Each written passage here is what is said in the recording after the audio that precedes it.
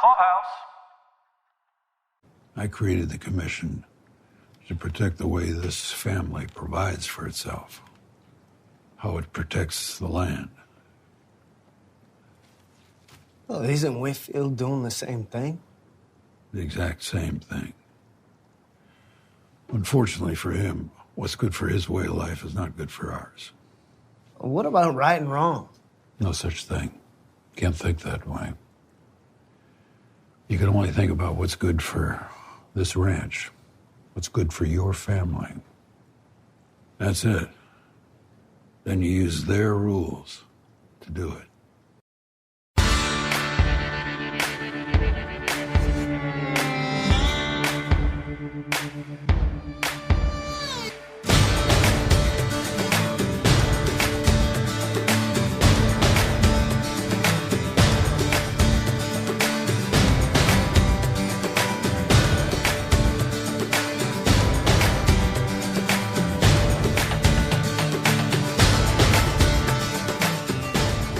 Welcome to Pod Clubhouse's coverage of 1923, a prequel series to Yellowstone. This is Caroline. And this is Mike. Tonight we're discussing the penultimate episode of Season 1 of 1923. Hopefully they don't screw us and they actually give us a Season 2, or else this is just the penultimate episode of 1923.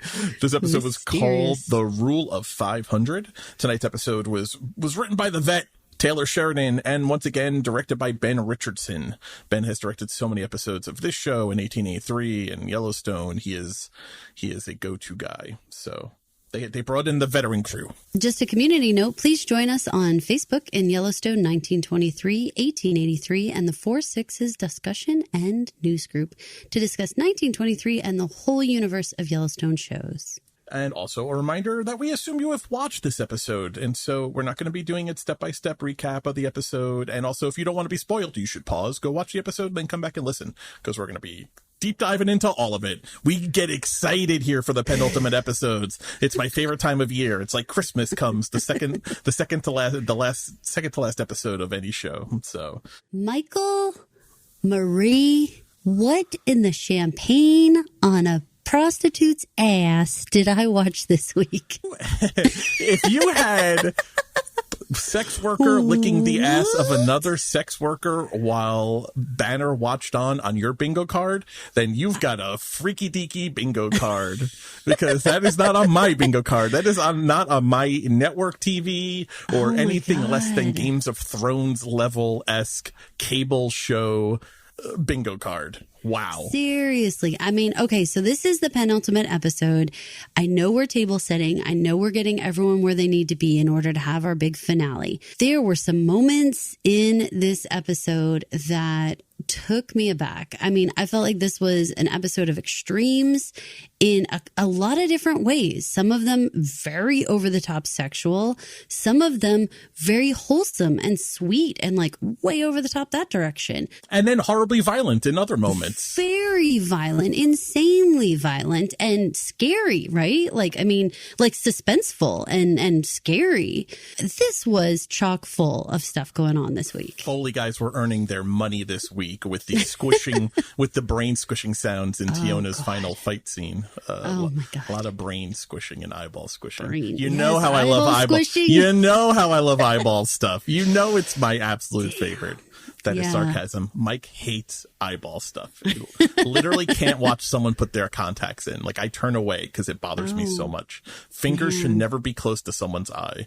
Yeah, well, and certainly not the way Tiona does it. Oof. I don't like touching my own eyeball, let alone putting my fingers in someone else, putting them inside. And yeah, thanks, other priest guy coming over. She's blinded your brother. Yeah, I think he realizes that. Oh my gosh. Okay, so what's just your general vibe? I want your first vibes. Well, I was going to ask you. How does this work? I'm asking you.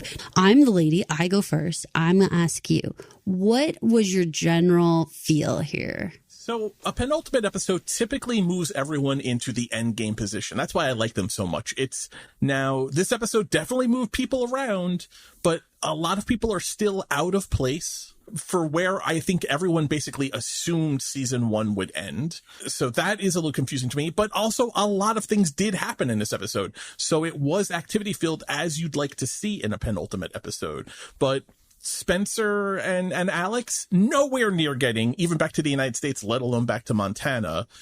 Why didn't they go to Marseille? Why are they stopping at Sicily? You would think they would just ride the boat all the way to the southern coast of France. Why would you want to deal with Mussolini and the mafia versus the lazy French that you're just going to book you on the boat? I mean, Sicily is beautiful, and I do love some arancini di riso. Beautiful, Sicilian right? rice balls are the bomb. I'm all about that. I love me some Sicilian rice balls, but I don't know. Yeah, so they're not. So in when you position. turn the episode off, though, okay, you turn the episode off, and you kind of like have your moment of silence. You thought chaotic. I like it. I like it very much. I would agree with that statement. I would say that like tonally, I felt like we were kind of all over the place. Like we couldn't quite like settle in anywhere because everything felt like if we were looking at like a little Richter scale, right? And the little things just going like just nice and even, like a heartbeat kind of thing, right? This week's was like high highs, low lows, everything in between. Like we're just smacking our head on the ceiling, hitting our face on the floor, like just all over the place.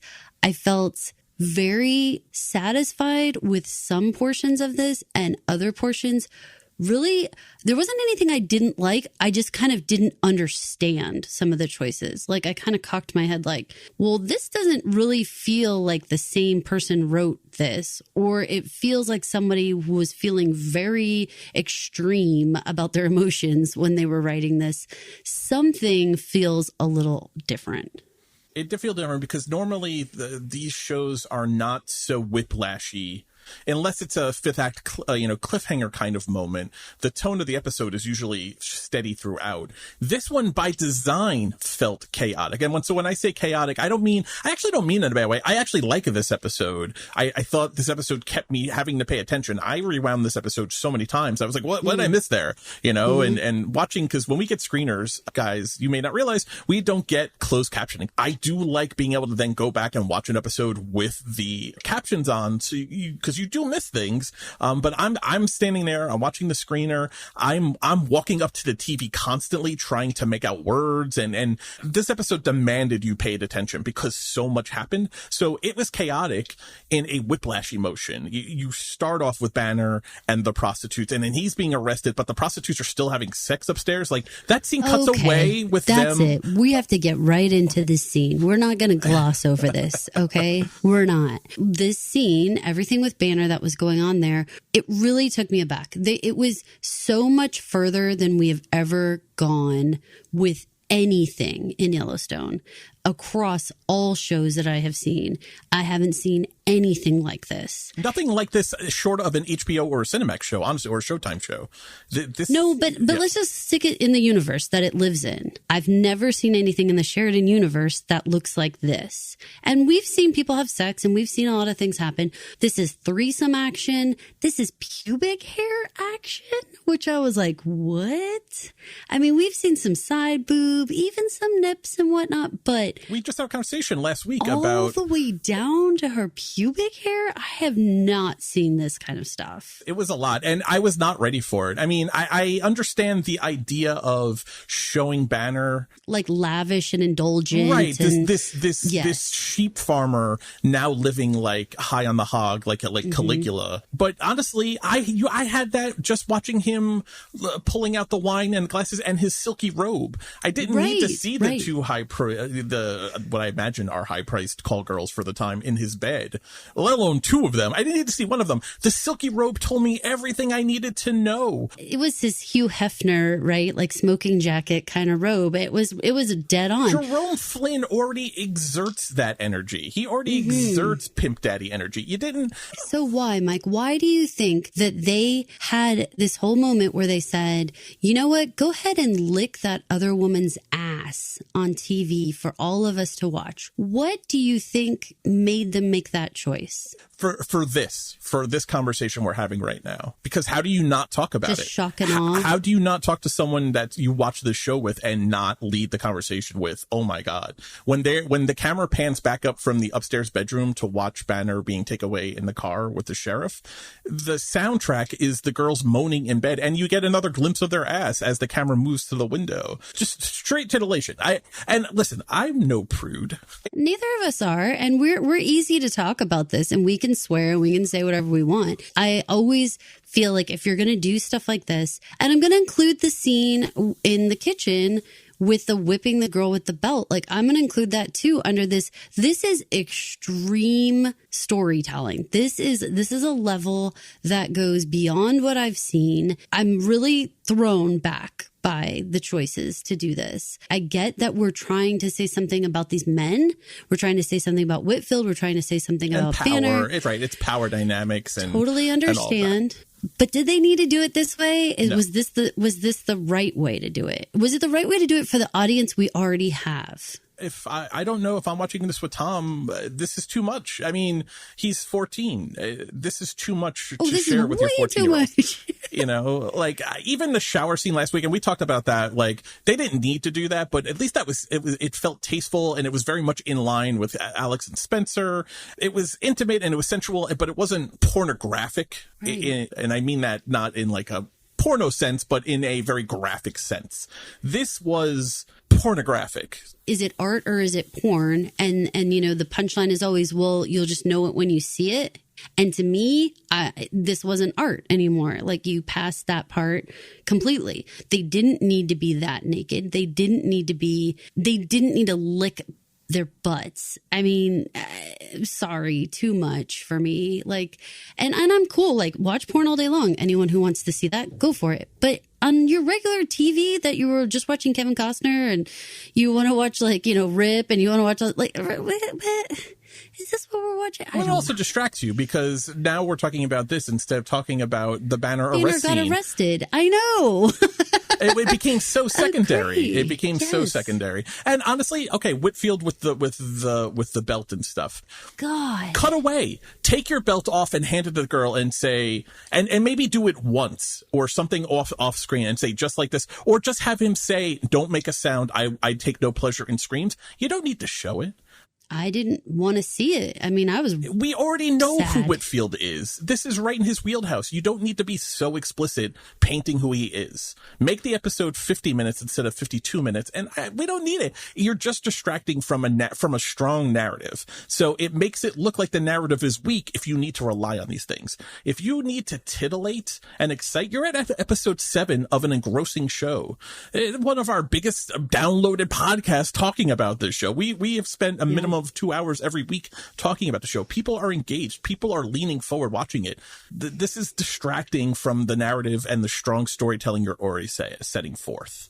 So this is our stance on it. I think, you know, you guys just as listeners, you guys both know Mike and I well enough to know that we totally are all in for romance, for sexy scenes, all this stuff. The amount of times we talk about starting a Patreon, like After Dark Patreon, we are not prudish people. I really can't convey to you enough how much we're not.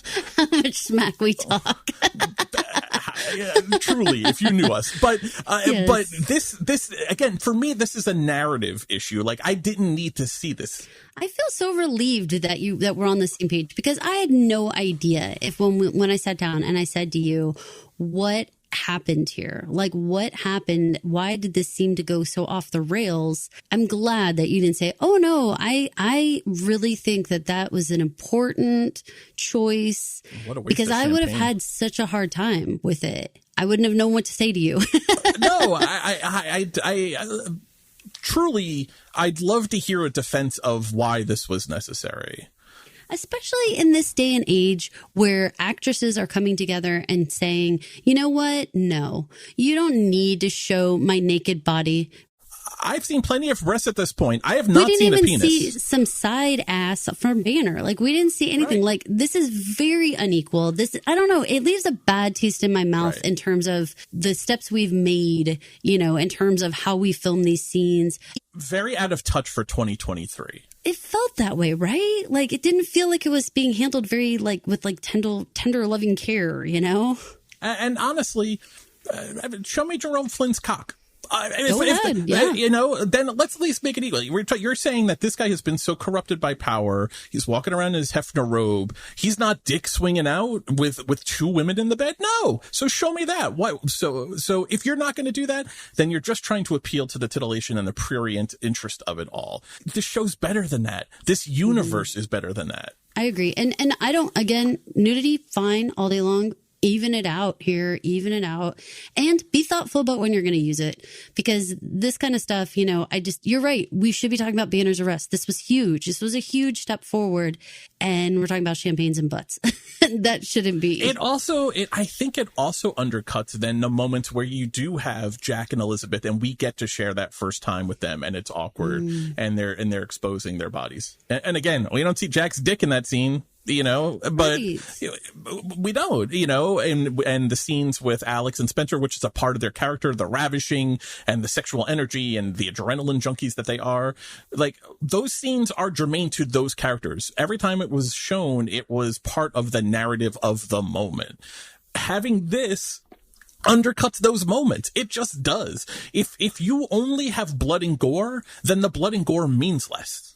The reason that Tiona is so effective is because there's so much torture that's not blood and gore. It's cameras pulling away as you hear the sound of her being beaten. So when you see her being beaten or you see her crushing someone's head with a rock, it's visceral and it hits you, because even with all that she's been through, we're still not desensitized to it.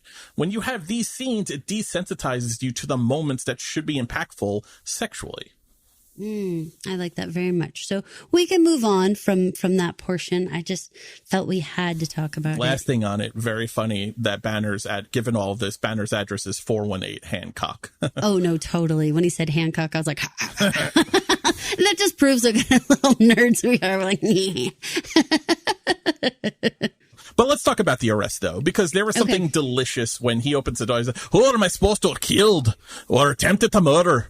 And the C's part, the men part, and then there's Harrison Ford, there's Jacob there. The look on Banner's face, wonderful. He says, look like you've seen a ghost, Banner. Maybe you have. I've been working on my Harrison Ford. I think I got it pretty good. It sounds mostly like Batman. A little bit. I think Harrison Ford is kind of like Grandpa Batman. You're like, where is she? Where is she? Where are the prostitutes? Where are the sex workers? Yeah, so Banner's face, I love that scene. I love that you look like a scene of ghosts. I love that Banner can't hold it in. He's like, you've cheated death, 3 times. You won't cheat it again. That sounds like a confession to me.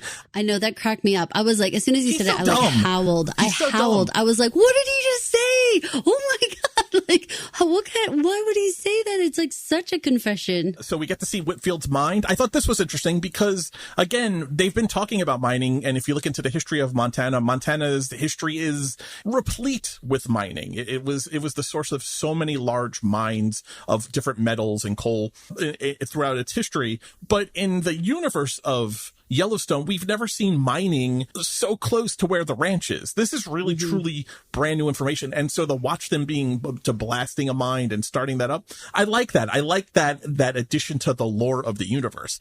Give me more on that. Give me more map watching in that versus the other stuff that we had to watch with Whitfield, and Banner. Because this is interesting to me. This is interesting to me in the lore of the universe.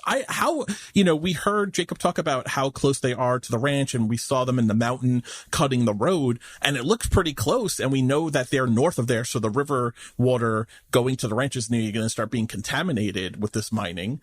Yeah, show us more of that, because I'm into that. Like, what did they do? Are these mines still active today in the modern universe? This is all brand new information and lore. So I thought that was interesting that we got to see that. Agreed. Some other characters, just as we're finishing up the Banner and Whitfield stuff, the lawyer, just putting it out there in case it becomes important. His business card called him Chad Benton, but his credited name is Chadwick Benton. So I think it's funny that the lawyer uses Chad instead of Chadwick on his business card. He's being played by, he's cash. Chadwick Chad Benton is Maybe it's just Casual Friday. It's his business card. It's his cash business card. Yeah, for Fridays. He's being played by Curry Graham. So let's keep an eye out for him in future episodes. episodes. Clive not in the posse. Clive was supposed to be as a hired livestock agent. Why isn't he in the assembled posse in the opening scene? Oh, he's busy hiding in the alley. Yeah, he's hiding out and running back. This guy's going to get caught. He's not being subtle at all. He literally is running down the street to go tell Whitfield that I saw Jacob Dutton. Like, dude, you're not being subtle at all. You're going to get yourself killed. Well, Clive, I feel like his days are numbered. I think so. Just a note, Judge Rawlins, we get to hear his name dropped. He's going to be the presiding judge. It seems as if Chad Benton, the lawyer, is going to be paying him a visit. So interesting if we get to meet Judge Rawlins, and if that becomes a character, can he be bought? Is this going to be a thing where everyone is against the Duttons crime-wise? I feel confident the answer is yes. Well, because the big crux of this is when Jacob returns home and tells Kara he's where he's supposed to be. And she's like, Jacob, tell me, where is he supposed to be? And she's, he's in jail. He's going to be arraigned and tried and then hung on the gallows. Well, not if Judge Rawlins is bought and paid for by Whitfield. You may still have to go to plan B of just flat out murdering the son of a bitch. Definitely plan B. Plan B on Hancock Road. Let's get to the opening of the episode and let's get into the Duttons and what they're doing here. This felt like a time jump. Didn't it feel like a time jump to you, given all of the snow on the ground? And Jacob, he's walking around very well and with vigor and with purpose. It was when he walked in the door and he was closing the door behind him and it was so blustery winter behind him, that like made me sit up straighter. Like I was like, wait, what? When are we right now? Like, did time pass? But it couldn't have, because Banner was going to be arrested the next day. So it was like, but it did feel like we jumped a little. Right. When Jack is saying goodbye to Elizabeth in bed, I fully expected her to pull back the covers and have like a big old belly to indicate like time had jumped. But no, I think it's really the next day. They must have just had a major snowfall overnight since the last episode, because we did hear the sheriff say, I'll arrest him tomorrow morning. So they got that posse together, which he had just told Zane that day to start working on. So they got the posse together, a heavy snowfall fell, and Jacob really progressed in his healing all in one day. Maybe it was the adrenaline of going to do something about Banner that made Jacob feel stronger, because watch him walk. Yes, he's shivering. He looked great. He's shivering in the cold, but when he's striding, he's not walking across the room. He's not hobbling across the room. He is striding through the house. There's a man full of vigor when he's walking through the house. I was like, he really didn't need the cane anymore when he threw it to Kara in the last episode. The sheriff is busting his balls about not doing cowboy justice and following the law, and I will arrest him. When push comes to shove, the sheriff's car followed the Jacob-led horse posse up to Banner's house. When they were riding by, and then the sheriff was like, get in the car. It made me think of like kids when they're like, oh shit, like it's time to go, get your shoes, go. Like, it was funny, I guess. Well, I guess you can't know when they're going to ride into town, right? Like, you have to remember, like, there's zero communique. Right. So they probably had an arranged time, right? For him. Yeah, but there is no such thing as an arranged time. You're riding like half a day, What's your horse per hour? What is your horse per hour? Exactly. But yeah, after all of this, the sheriff is still following Jacob to go arrest Banner. I just found that funny. I was like, you are sending mixed signals about what the actual rules are here. And then Banner makes a very valid point when he's about to be arrested. You tried to hung me, hung my men. And the sheriff is like, he was in his rights. Okay. We're saying that he did murder and that's cool. You did murder and that's bad. What was trespassing, Mike? They were trespassing on his land. I understand, and I agree with it. I'm just saying the sheriff is giving mixed signals on what the rules are. Okay. Or what he's going to enforce, at least. Well, he's yelling at Jacob about cowboy justice, and here he is going along essentially with cowboy justice. Maybe he's just so happy that Jacob didn't go and kill Banner outright. So maybe that's the rub. Maybe I'm getting Jacob to play ball here and letting the law enforcement do its job. So let him lead the posse, right? A little for me, a little for you. I think so. And I think that he needs to have a little bit of respect for the fact that Jacob isn't going to play second fiddle to him. So if he wants to play at all, he's got to be like co-leader. Right? Does that come on a badge? Yes, his co-leader. His badge is slightly smaller and comes with a hyphen. No, the sheriff has half the badge and Jacob has half the badge. my And when they God, get together, it's like a BFF heart necklace. Heart necklace. Yes, then God. together they form the law, you see. I like to think that they actually have a tattoo more manly. Like when they put like their Jacob's left hand up against the sheriff's right hand, And it makes like a completes the little heart together. But the heart is like a sheriff's badge, kind of like a Care Bear stare. Yes, totally. Yeah. Actually, when all of them arrived at Boehner's house, and there were so many of them, it was a little Care Bear starey. If they had just all been akimbo, putting their chest out, Jacob could have busted open his shirt to show the bullet holes. Yes. You want proof? Right here in the winter? And he rips open his shirt. Enjoy a look at my teets. We sound very punchy, like we didn't like this episode. But we did this episode. It's not about liking or not liking. Punchy. We're very We're a punchy, little punchy, I admit. But you know what, you guys, we've been putting out a lot of content for you guys back to back. So I hope you're enjoying it. But it is making us a little silly. I hope you like our silly sides. I hope you like it. Let's talk a little bit about Kara and Elizabeth, because I know you particularly like this scene. I want to play a little clip, and then I want to talk about this moment together, because this is the whiplash, right? We're seeing ass licking. Don't you unwrap the package. You play your clip. All right. Who are you writing? Spencer. My youngest. Well, he's not mine, but I call him mine. Jack's uncle. Yes. Isn't he coming home? He is. Then how can you send him a letter? I can't. It's more for me. I suppose you could call it journaling. I don't know, writing to oneself seems so narcissistic. I can't bring myself to do it. So I address my thoughts to him. What do you tell him? Everything. How I feel. What I made for supper. I told him about you. Me? About the baby. How you can tame Jack with a look. I would hardly say he's tamed. Spencer was always a very quiet boy. Very still, always watching. Deliberate in everything he did.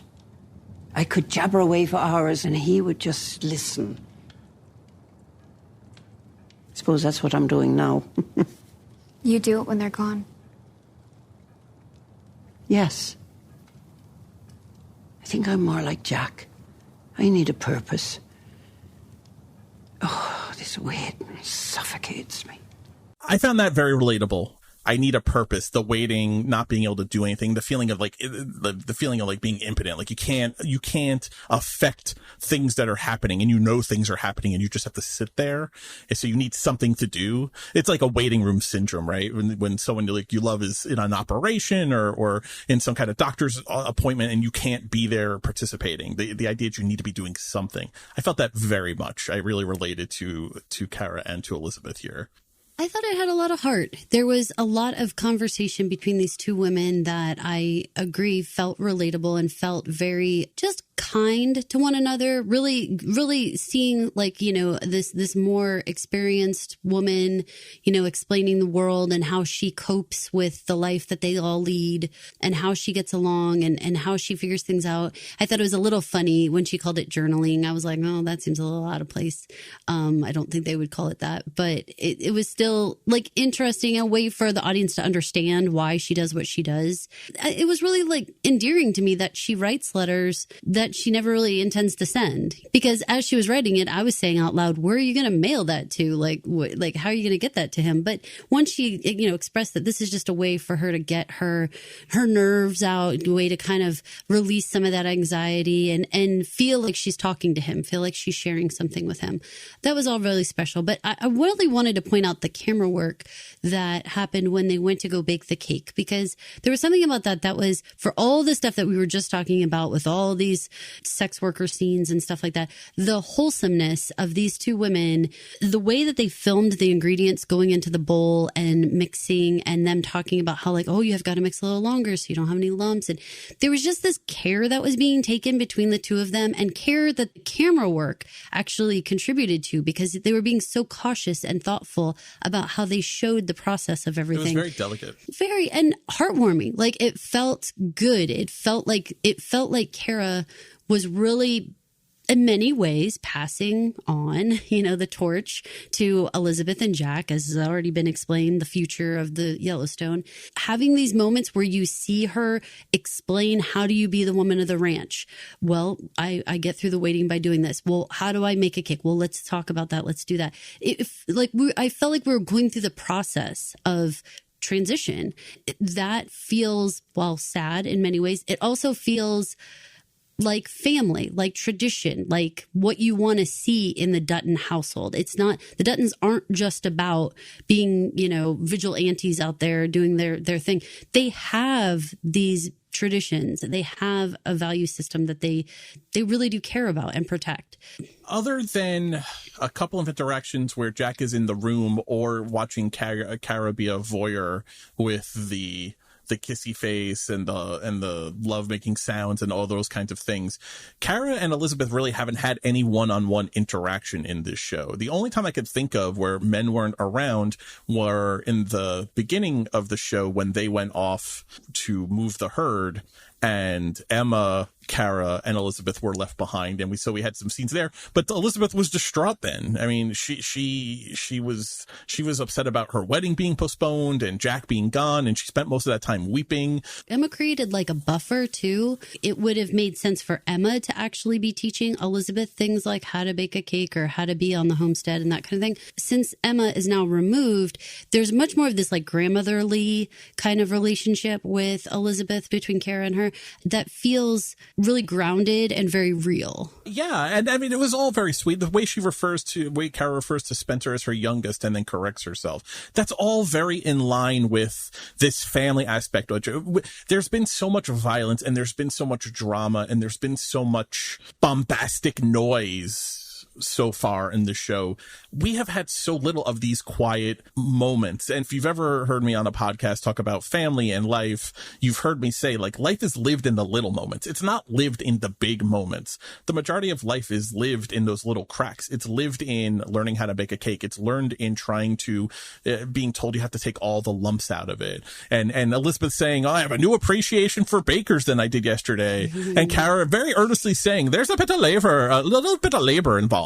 Like, it was all very earnest, and it was family, and it was tradition, and it was passing it down to the next generation. Cara doesn't have her own kids, so Elizabeth and Jack are her own kids until Spencer comes home. And Elizabeth doesn't have any parents or anybody to be in that mentor role. So, I mean, they're really filling a void for one another in a way that just feels so right and authentic. And I mean, again, you couldn't be more polar opposite than the scenes before. Well, that's where the whiplashy comes from, because then you do have these sweet moments. If you're building out characters and you want to make us invested, especially in Elizabeth, I think everyone's very invested in Cara and Jacob at this point, but I don't know that everyone is so invested in Jack and Elizabeth, because there is a maturity level there. And I think that is a barrier for some viewers to get behind these characters. They're not sold on them as real people.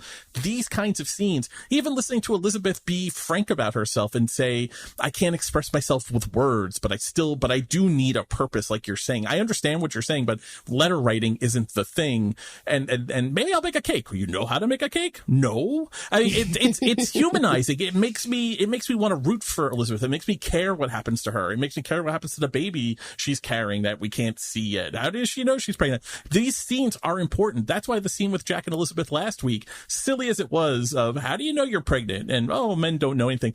Those scenes are important. Those quiet moments are important because it invests you in these characters and makes them feel more real and more fleshed out.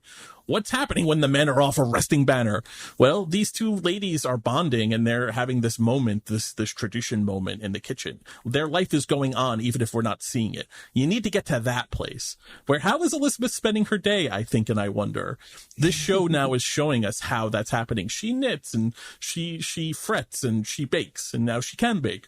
I really appreciated when Harrison walks in and he makes the joke about if they're going to be baking cakes every time that they go off to do something, that they're going to need, bigger horses because they're going to be so big. I liked that joke. That's a dad joke for the ages kind of thing. But also he was like giving this very sweet smile to the two of them. Very and fatherly, very loving. And very blessing the moment. Like, this is perfection. This is what I want to be happening in this house that I created here on this ranch, like there was something about it that I was like, if you had to like check boxes off for like, this is my dream, this is what I want, you might have thought at one point, I want to imagine my wife baking cakes in the kitchen with our daughters and all this kind of stuff. You could like make up that kind of stuff. And it felt like he was seeing something come to fruition, right in front of him. For fans of Yellowstone, and just to make the connection to Yellowstone, what we see in this scene and the way Jacob reacts to it when he comes in and, did you get caught in the rain? Yeah, just a little bit. Like very so sweet. That is what John Dutton, Kevin Costner, John Dutton is chasing and is forever talking about in Yellowstone. And it is impossible with the current family makeup. It will never come true in the current modern generation of Yellowstone. But he knows the stories from his youth, and he talks about that's what this ranch house used to be filled with, these moments. When John is waxing poetic and nostalgic about how he wants a house full of Duttons under the roof of the lodge, these are the moments he's thinking of, and these are the moments that he's talking about. Make that connection, because it is something that is lost in 2023 Yellowstone, in 2023 Dutton family. They are splintered to the wind. They are not making cakes together generationally. One's baking cakes. There's no cake baking happening in the modern Yellowstone family. So these moments are precious, and these are lost Dutton moments. Not unless Gator's baking the cake. Yeah, Gator, the unsung hero of the entire Yellowstone universe. Just another cute moment is, Elizabeth is having this moment. She's baking this cake, but as soon as she hears that Jack is there, she runs out. And Harrison and Kara and Jacob they're so cute. She's a dramatic little thing. And then Kara calls her a new little puppy. It's like, which we've been calling them little puppies. So I thought that was like so funny. I was like, one of those times when you feel like the writer's under your bed, you're like, we've been calling them puppies. But in Chemistry 101, Jacob says to Kara, I remember when you were the new little puppy. And she just looks at him like he's full of shit and says, no, you don't. And then she kind of laughs at him. It was just very sweet. These moments, this is life. This is where life is being lived. It's so important. It's so important in a TV show, dumb as it is to be invested in it.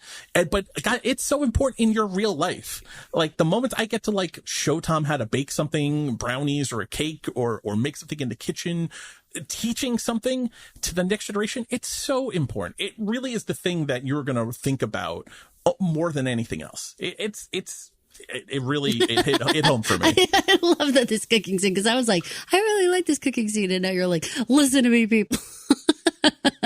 I love when it hits your heart and you're so passionate about it. Well, this past fall, I showed Tom how to make an apple pie. It's the only thing I really know how to bake from scratch pretty well is an apple pie. So I got to show Tom this fall how to make an apple pie. Man, I'm going to hold on to that moment more than anything else that happens, big or small. It was such a family dad moment that I get to have forever. This resonated with me in a strong way. So I want to hit Jack and Elizabeth one more time before we get to dinner.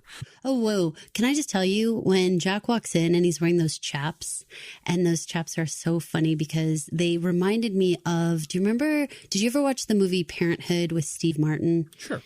Okay, and remember when the cowboy Dan doesn't show up for the party? Yeah, Steve Martin dresses up right as the... Yeah, but he has to slice the bathroom mat into two hairy chaps on his legs. And it was making me laugh so much when I saw Jack first come in, because I was like, I've seen plenty of men in chaps, okay? And I mean plenty. I live in Houston. It's rodeo time's coming right down now. Under, I'm sure. Plenty. Not that. Nothing like that. I'm talking cowboys, okay? No thunder down under chaps. I'm talking cowboys, okay? And there's something about where we can talk sexy. Let's show how not prude Caroline is. The way that chaps cup someone's butt, and then when they turn around, the way that it highlights their crotch, there's a whole thing about that I'm like, chaps. I think Elizabeth was agreeing with you. I mean, she's watching silently. Also, though, those things would smell like hell. What, because after 6 hours on a horse? And they had said there was a little bit of a rain they had gotten caught in. So they'd be like a little damp or something. Ugh, those things would smell like wet dog.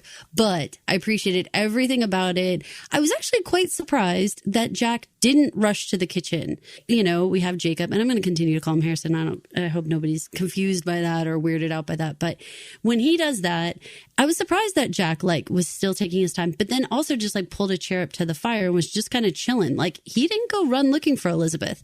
This was a little change in the way that they do things. Maturity. But I really liked maturity. You're right. I really liked how she came and like snuggled on him and stuff. I was like, that's so sweet. But also didn't run to him either. She stood and watched him do his business. She watched, she let him put up his stuff and gave him the moment that he needed to breathe. I thought it was a small moment, but for these two, these were two grown-ups. These weren't little kids playing at house. These were Remember when they fell on the ground running to each other? Yes, not identifiable, these two. So think about that and think about how far they've come in a short amount of time, but given what they have been through, this is how grown-ups running a household, the next generation, this is how you want them to behave. Not like new puppies, as much as Kara and Jacob are poking infected. But she waits, she gives them breath. She just watches her man from the distance, and he is just taking a breath because he had a long day, a long horse ride, and an emotional thing with the banner.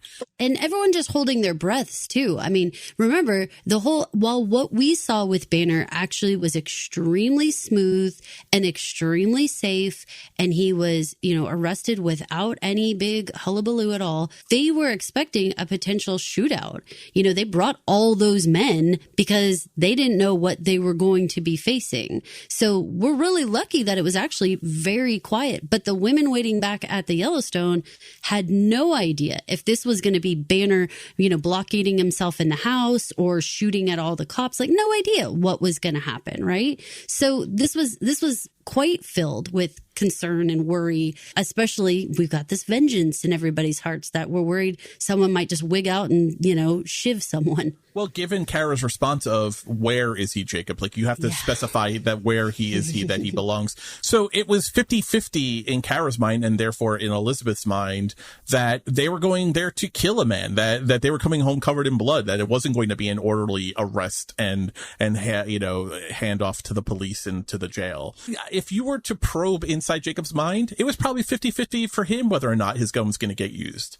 No, for sure. Because honestly, the fact that Banner just walked with them was probably only like 1 out of 10 chances of what was going to happen. He has his own posse. He has his own, feistiness himself. And announces as he's being arrested, right? My posse will come for you and I have done murder. Oh, shit. I shouldn't have said that, fuck.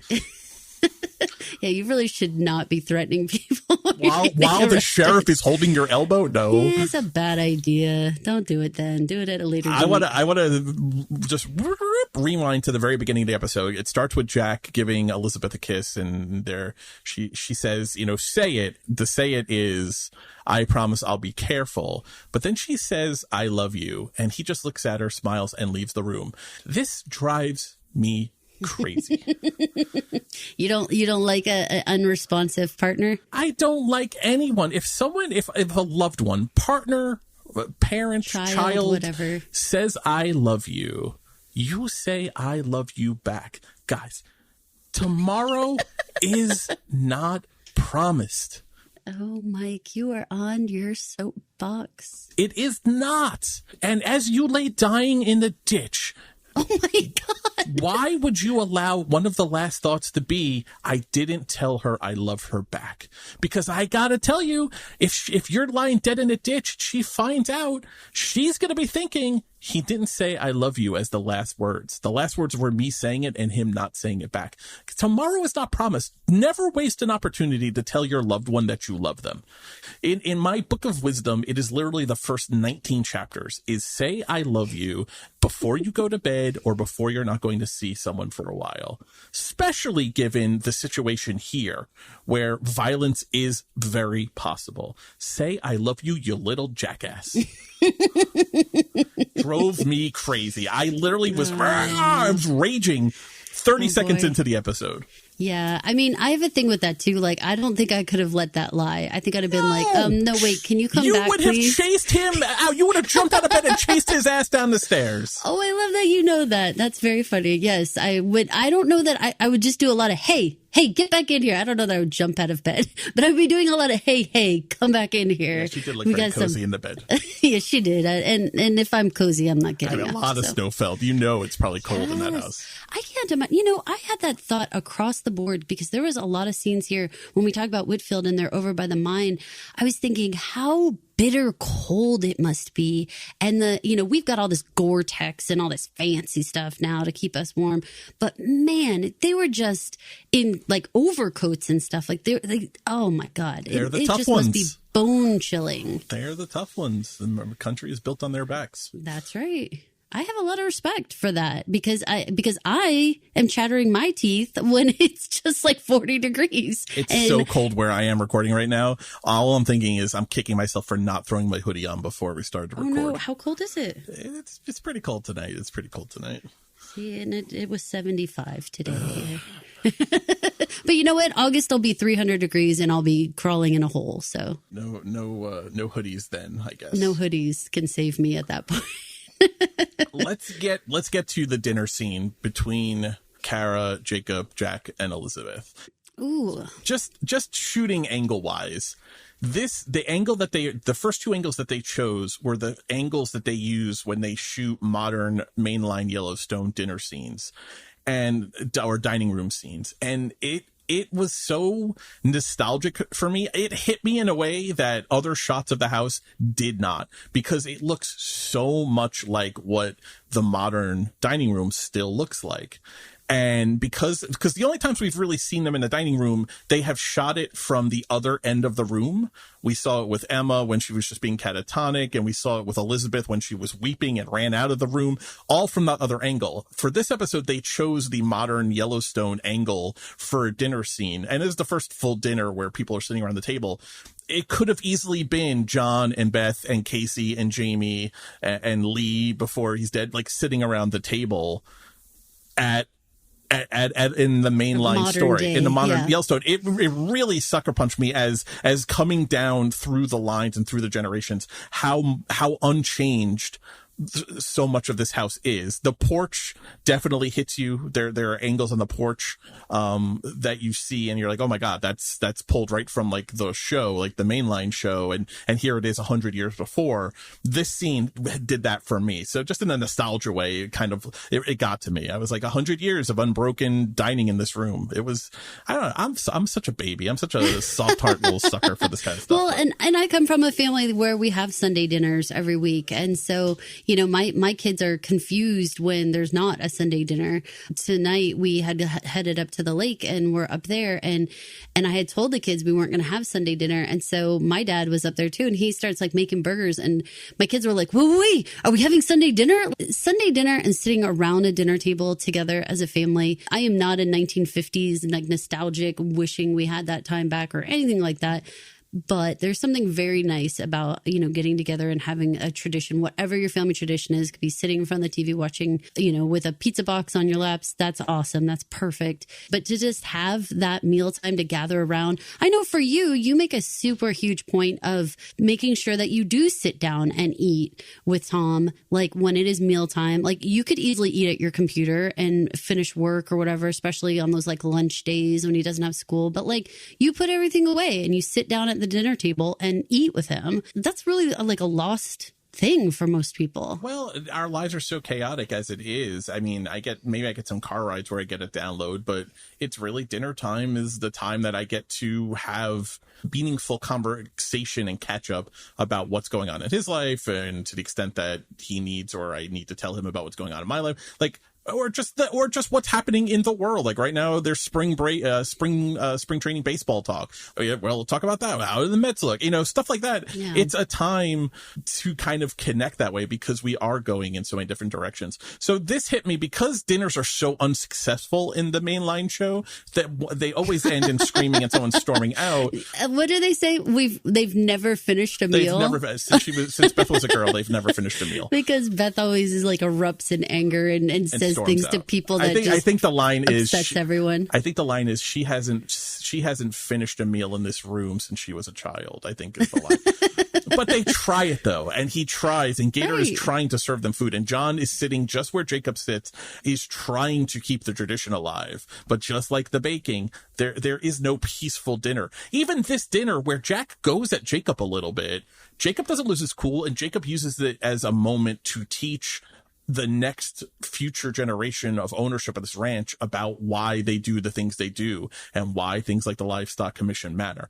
But before we get into the serious stuff at the dinner, I wanted to regale you with some fun news of the day stuff that they talk about in this episode. Okay. So they talk about Coolidge, who is the president here. He just became the president in 1923 when Harding died in office. They talk about the fact that he had 2 grizzlies released on a lawn that he had caught in Mexico. I couldn't find any evidence of Calvin Coolidge having 2 grizzly bears, but Calvin Coolidge did in fact have a small zoo in the White House. So here's some things about what Calvin Coolidge had. He did have a bear cub at one point. He had 2 lion cubs. He had a wallaby, an antelope, Peking ducks, and Billy the pygmy hippopotamus during his time at the White House. He also received a raccoon to be served as part of a Thanksgiving dinner, but President Coolidge grew fond of the raccoon and named her Rebecca. Oh my God, Rebecca. He let Rebecca roam up and down the halls, and he took her for walks on the leash around the White House gardens. She never made it to the dinner table, except perhaps as a guest. Oh, that's so sweet. Now, you got to fast forward. You have to rewind 20 years. In 1807, Captain Zebulon Pike, for whom the Pike's Peak is named after, he sent President Thomas Jefferson a male and female grizzly bear, which Jefferson kept in an enclosure near the north entrance to the White House, which Jefferson's enemies referred to as the Bear Garden. When the bears eventually outgrew their cages, they were allowed to roam the White House lawn along with Jefferson's peacocks, partridges, and mockingbirds that he kept. So there were grizzly bears that did roam the White House lawn, but it was Jefferson that had them. There is a funny website called ourwhitehouse.org, and then there is a page called Lions and Tigers and Bears, Oh My, Wild Animals at the White House, where you could read all about crazy animals that presidents have kept at the White House over the years. I think that's incredibly cool. I mean, animals always have a funny way of, and this is going to sound fun to say, but like humanizing people, especially people who are like in positions of power. Like when you see President of the United States walking their dog and playing with them, Rebecca or the whatever. raccoon. Yeah, Sure. Rebecca the raccoon would be even better. But, you know, when you see them walking their little Cocker Spaniel or whatever, there's something that's very like, oh, they're just like us. They're just people. I did some deep diving. The unemployment rate in 1923, in fact, did hit 2.4%, which is what they report here. Though I like the little aside that Jack and Jacob both were looking at each other as not around here, meaning like the unemployment rate in Montana, in very rural Montana, much higher. You know, jobs, that is not a snapshot of every part of the country. That is a general snapshot of the country. So again, they didn't need to include that, but it's a little moment just to kind of build out the lore about where they are.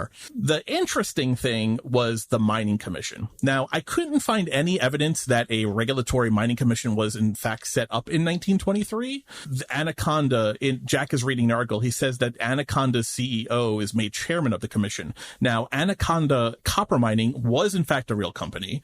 I'm going to read a little bit here. So the Anaconda Copper Mining Company was known as the Amalgamated Copper Company between 1899 to 1915.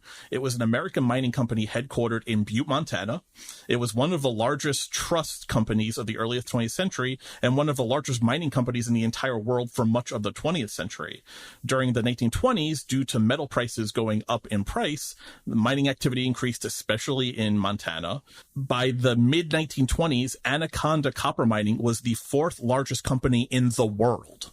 So a very real company being name dropped here. So when you hear that Whitfield Silver Mining and Donald Whitfield, the CEO of Whitfield Silver Mining, was named the vice chairman of this regulatory commission, know that his company is big, but it's not Anaconda Copper Mining big. But the fact that he's being made vice chairman of this, if you look into the history of who else is involved, signals that it is a big deal. It is a big deal for this man to be to begin so much power over the mining regulatory commission. That was a lot of information that maybe is completely unnecessary, but I did the research for you folks, so I figured I would read it all. I think it's great. great. And we all appreciate your research very much. It helps fill out the world, because that's one of the cool things. If you're going to have a show that's named after a year, it's really, really important to also have those moments where you world build for us and tell us what's going on, what's happening all around us. It always makes it feel like we're less of just like this little speck, happening in Montana. It makes you feel like, oh no, the whole world is chugging along here. So to set the table in this conversation, Jack finishes reading that article, and then he asks the question, kind of rhetorically, though Jacob answers it, says they put the bosses of the mining companies in charge of the commission that's going to write the mining laws. Jacob says, well, that's politics for you. I mean, that if you ever needed a statement. Jack looks at him and says, well, you run the livestock commission and you enforce the laws that you make, and you're a rancher. So isn't it the same thing? Did that catch you off guard that Jack would go at Jacob like that? And in a very intelligent way. He's not making a bad point. He's making a very valid point, but I don't know that we have seen that level of intelligence from Jack. Or, I mean, he's gone at Jacob, right? They had that whole confrontation of, you're so angry. Look how angry you are. And you got old. Like, so we've seen him snap at Jacob, but this was an intellectual debate he was bringing to Jacob. Did that surprise you to get that from Jack? It probably surprised me to come from him in particular. It actually kind of seems like something more like Kara might say, because it does seem like it has to be so in tune with what is really going on behind the scenes. Like Jack seems to just gloss over the fact that, this is how it is run. But also, I think I'm going to say this is going to play into the maturity of Jack and Elizabeth. So we're starting to see Jack start to put things together, perhaps out loud, even in front of us, that maybe he hadn't much thought about before, about what's fair and what's people's point of view. And is it okay if you're a good person and you're wanting to do right, is it okay that you're in charge and also the one enforcing rules that affect you as well? You could almost watch him put the pieces together. And so I was taking it like, I was surprised that he said it, but also, okay, we're watching him grow and start to understand the position that a Dutton has in the world and remind the viewers of what that position is. And I think everything that we get with this entire, the 500 rule conversation was great. I mean, my degree is in applied learning and development, and there's something about learning about people and the patterns of people and how it's so predictable to see, like, once you get X amount of people in the same place, this is what's going to happen.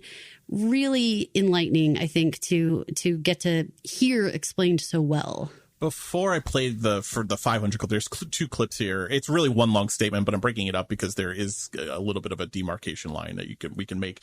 You made the point before that Emma would have been the buffer between Elizabeth and Kara, and maybe it would have been Emma that was teaching her things like how to bake a cake and how to channel her nervous energy when the men are gone and she doesn't know what to do with herself. But Emma's gone now, and so that buffer is gone. John, very similarly, I think probably was often the buffer between Jacob and Jack. And so that Jack maybe didn't ever have a lot of direct lessons on running the ranch, the actual business side of why we do what we do and why we enact the laws we enact and why things like the Livestock Commission have to be. He had his father to be that buffer, and maybe John had started to teach him, but clearly didn't get to finish teaching him all those things. And so now that buffer is also gone. It's not just the buffer between Emma that Emma filled between Elizabeth and Kara. So Kara is now getting this direct contact to Elizabeth and tutelage to her, giving this tutelage to her. Now Jacob is going to be the one who has to actually educate and teach Jack what he needs to know before it's too late, before Jacob is gone from this earth. Jack needs to know what he needs to know, and he doesn't have the buffer of his father there anymore. It's a good parallel. I'm glad that you mentioned it before about Kara and Elizabeth and Emma.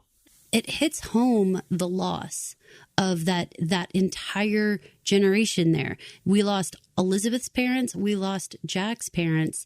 So we have now a very unnatural, like a grandchild sort of like household now, where the grandkids, they weren't next up on the to be leading, and yet they're going to be called up to become, you know, the matriarch and the patriarch of this household well sooner than they're ready for. So it's like all that immaturity, we were going to watch that slide away. And we talked about that actually last week about, you know, they are the representatives of innocence and hopeful, you know, sort of this really naive kind of thinking. And we're watching that slip away. We're watching that kind of have to go, you know, be put away with their childish things, if you will. People talk about the generation of men that went off to fight in Vietnam as being a lost generation because so many of them were killed and didn't return. And there was a real gap in the generation that those kids, I mean, they were young men, would have filled. We have to remind ourselves, Spencer is now the only one of that generation line still alive. There is no middle buffer anymore except for Spencer, and Spencer is still halfway around the world. It's gone. I mean, it wasn't very big to begin with. Elsa is long dead. John is now dead. Emma is now dead. That middle generation is a true lost generation.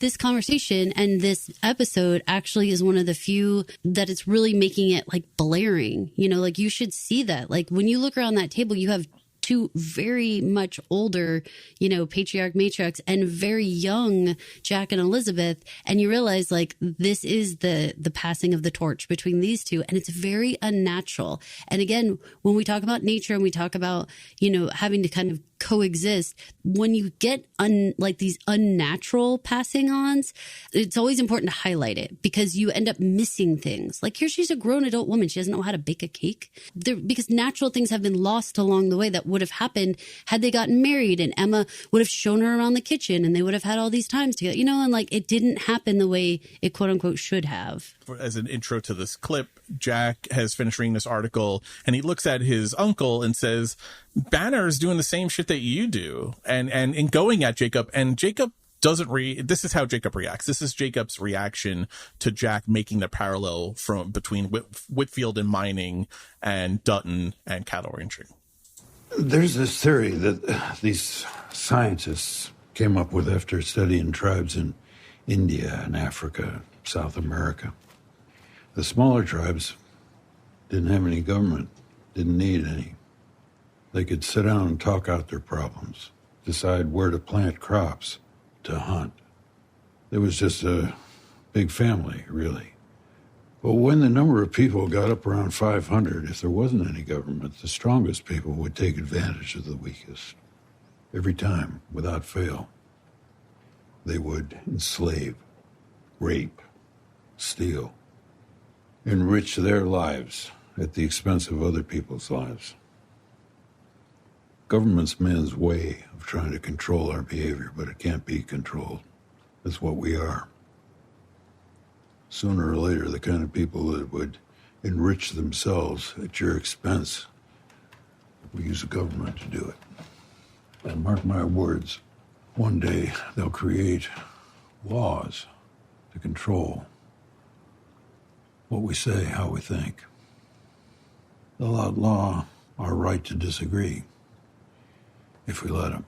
He says a lot in this clip. There's a couple of pieces that we have to tackle. One is this idea of government that at some point a population attempts to form a government to control man's behavior, but you know, sorry, Jake, it's Chinatown. You know, like it's a lost cause because man is who man is, and so if you try to control man's behavior, what's going to happen is eventually government will become a pawn in controlling man's behavior. That government will just become another way for the rich and the powerful to control and sublimate the weaker and the less fortunate.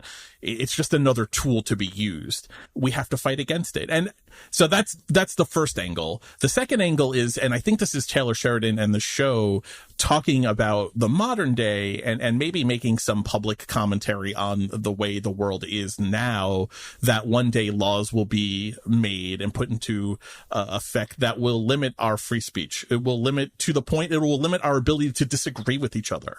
We will not allow to have discourse. And that we have to fight against. That we can't allow government to so silence us and so restrict us that we can't even disagree with each other. Well, I think humans are fascinating, you know, and the way that it is so predictable that that people end up using one another and taking advantage of one another, especially after you get to sort of this point of, you're no longer neighbors. Like you're no longer, this self-governing local situation. And as you get bigger and bigger and bigger, how you have to give up so much of your rights and you have to give up so much so that everybody can get along. And I appreciated this explanation. I think it was smart. I think it was right on. He delivered it beautifully. That's a long monologue for anyone to be doing. That's a long monologue that Harrison has to deliver there, an unbroken monologue. And he did it very well without it being like too over the top. He could have raised his voice. He could have done a bunch of things that could have seemed like too much, but it was just like a life lesson. It was like Tuesdays with Maury kind of thing, like let's sit down and let's just talk about how life works and how the world around you works. Again, you're just watching this mentorship between, the generations. That was the thing I liked, I think, the most about it, even maybe more than the words. It was the temperament with which he responded, because it would have been easy for Jacob, a man in his 70s, to be all, listen here, young buck, you're a fucking Dutton and don't you compare me to a Whitfield and let me tell you what for. But he takes the complete opposite tack. He makes it a literal teaching moment. It's a very long monologue, but it's even tempered, and it is like a teacher in like a college classroom talking about why things are the way they are and the dangers that are present in them. Maybe not history, but more maybe like a philosophy class about a philosophy class on man, and that man will always try to control man. Government will eventually always become a tool by which they will try and exercise that control. Do you feel like this was, Taylor Sheridan's, commentary on, what was to come in the world? I think it's Taylor Sheridan's commentary on the world as Jacob and the Duttons see it in the Yellowstone universe. I think it's Taylor Sheridan's commentary on the world as he sees the world now. Yeah. Because we are seeing it. This was setting the table for Jacob history-wise, but now he's going to apply it to the current situation. Because remember, Jack's question he even says, because Kara says Jack, and he says, I'm not saying it's a bad thing, but he's asking a question. He's like, why is it bad for Whitfield to do, but it's okay for you to do? Because you're doing the same thing. You're using the Livestock Commission to enforce laws that benefit you, and you're making the laws and enforcing laws. You're being judge, jury, and executioner, literally being executioner sometimes. So why is that okay for you to do, but not Whitfield? Isn't he doing the same thing? Let's get to Jacob's explanation about why and how it plays out.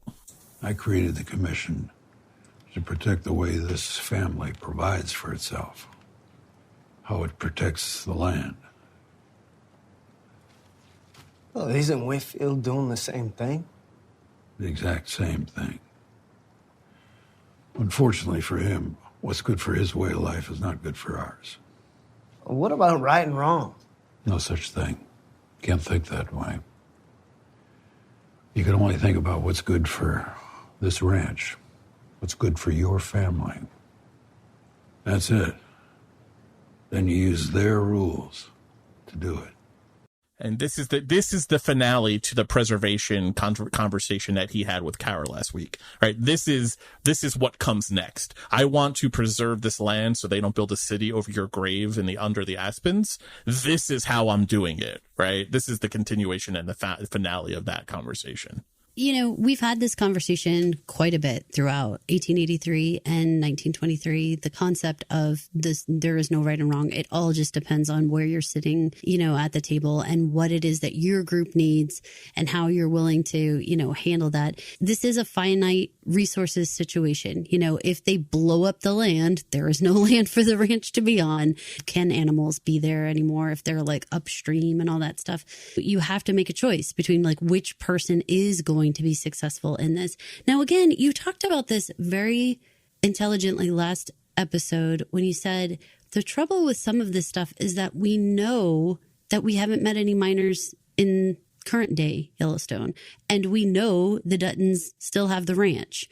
What do you think about that? Does it take some of the teeth out of these conversations when it's like right, wrong, who should be doing what about Whitfield? Like, does it take the teeth out of that if it's like, yeah, but we know Whitfield can't be, the winner? It doesn't really, for a couple of reasons for me. One, because when you look at a timeline of history, you're only getting the 10,000 foot view, right? You're only seeing the ultimate winners. And so we know the Duttons are the ultimate winners here, but you're losing the individual battles along the way when you look at that 10,000 foot view timeline.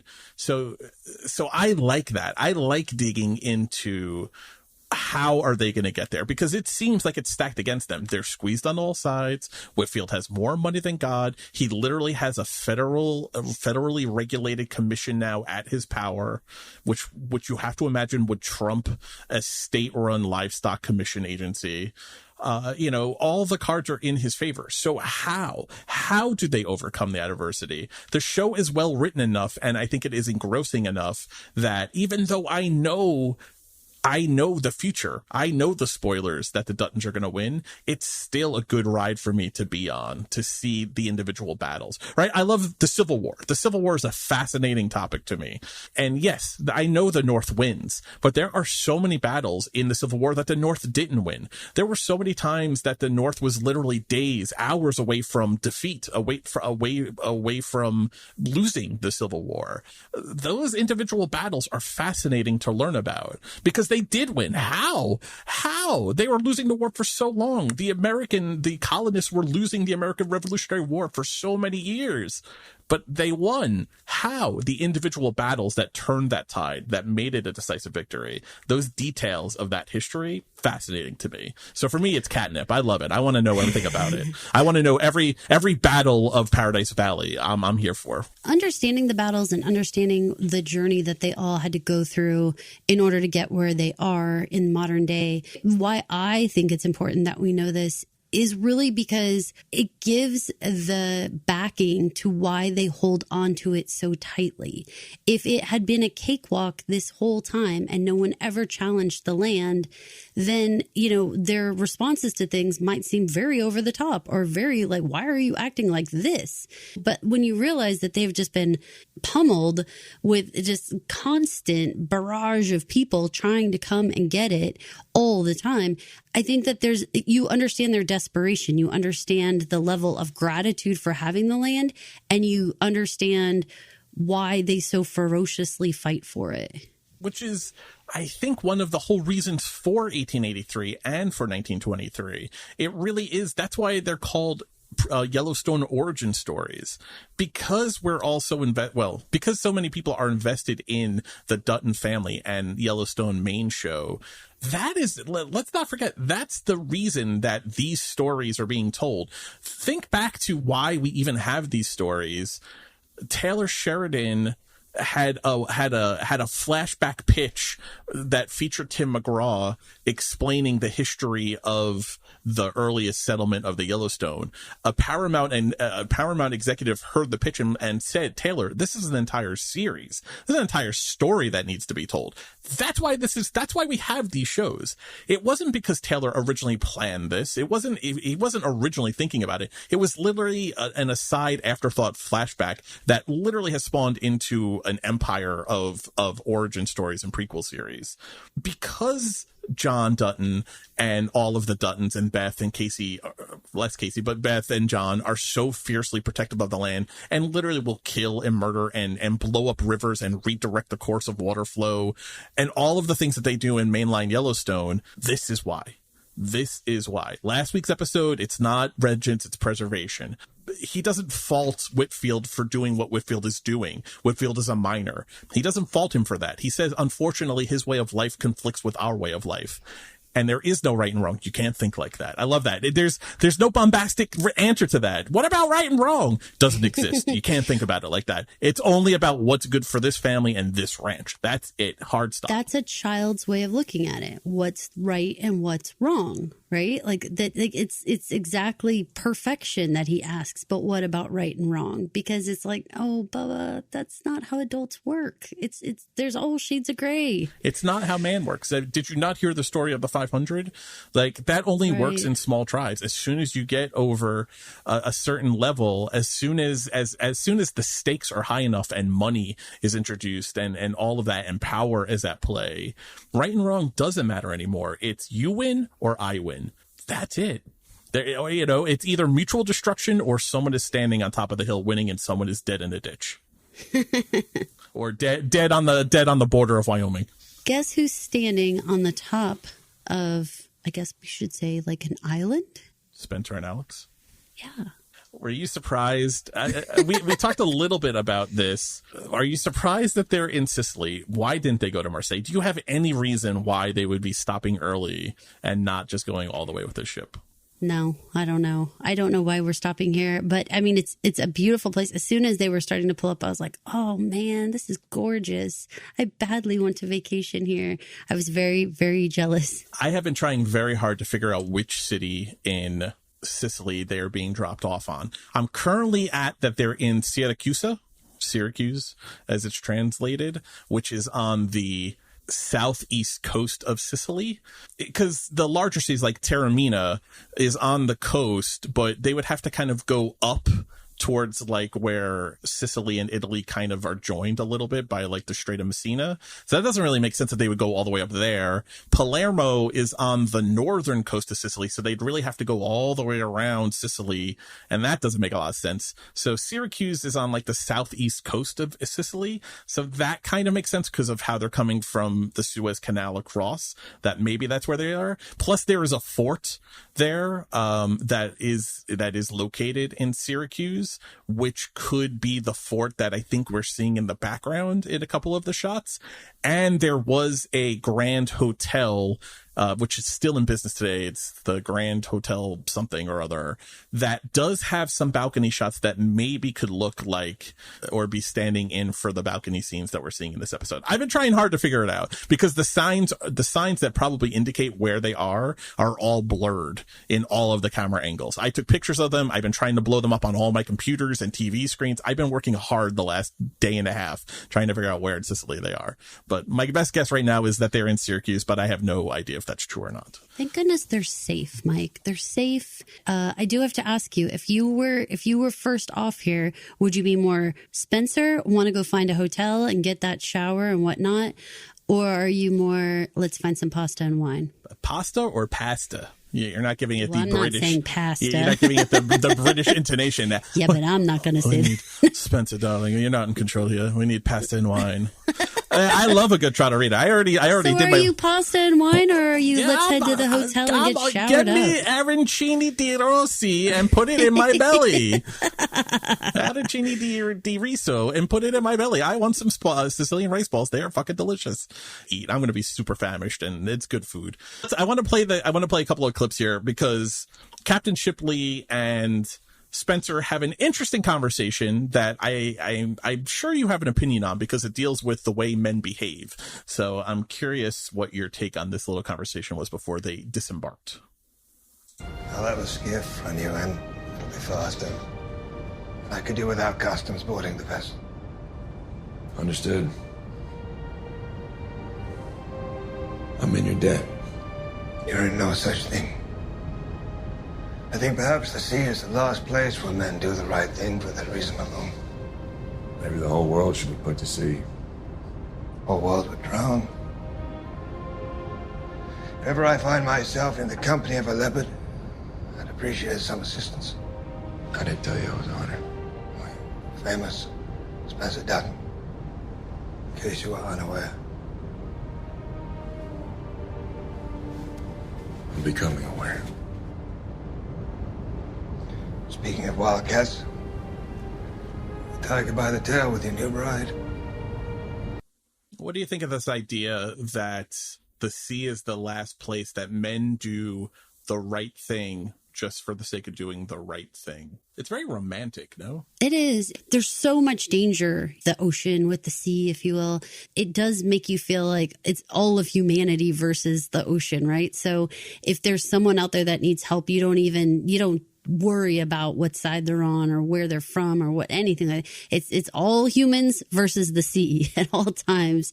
Always when you have a common enemy, it's easy to be best of friends, right? Allies. I think that's right. Yeah, when life and death is literally always on the line. Yeah, like you don't have the luxury of being picky. You'd be dead in a second. Right. You have to follow a code, I guess, of action.